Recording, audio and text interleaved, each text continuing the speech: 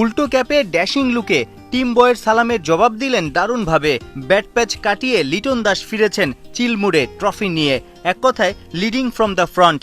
টি-20 series সেরা এলকেডির কাপ্তানিতেই প্রথমবার লঙ্কানদের মাঠে ট্রফি জয়। উইলোর ঝড় তুলে মাঠে চাল চেলে সমালোচনা চাপা দিলেন। ভক্তদের হৃদয় জয় করে আবার ভালোবাসায় সিক্ত হলেন।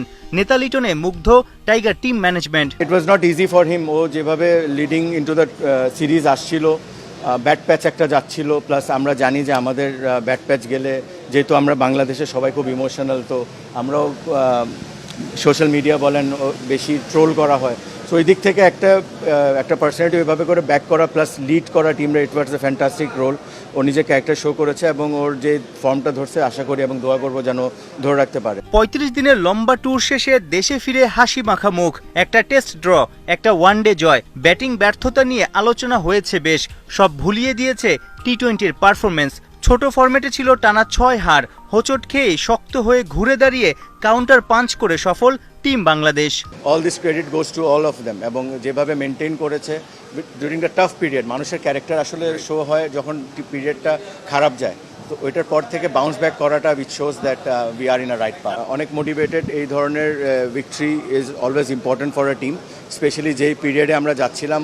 এই রেজাল্টটা বাংলাদেশের জন্য, দেশের জন্য বলেন বা প্লেয়ারদের জন্য বলেন বা বোর্ডের জন্য বলেন, ইট ওয়াজ ভেরি ইম্পর্টেন্ট। আগামী বছরের মার্চে ভারত আর শ্রীলঙ্কাতে বসবে টি-20 বিশ্বকাপ।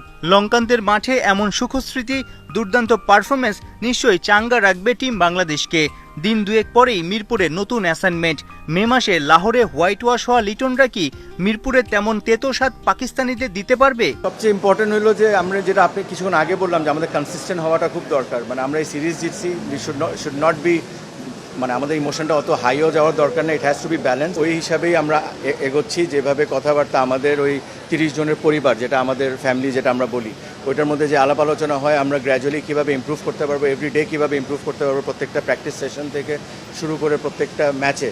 সো এইসব জিনিস নিয়ে আমরা কাজ করছি। কলম্বোয় শেষ ম্যাচে শেখ মেহেদীর স্পিন ভেলকি, চেজিংয়ে দেখা মিলল ফ্ল্যামবয়েন্ট তানজিদ তামিমকে।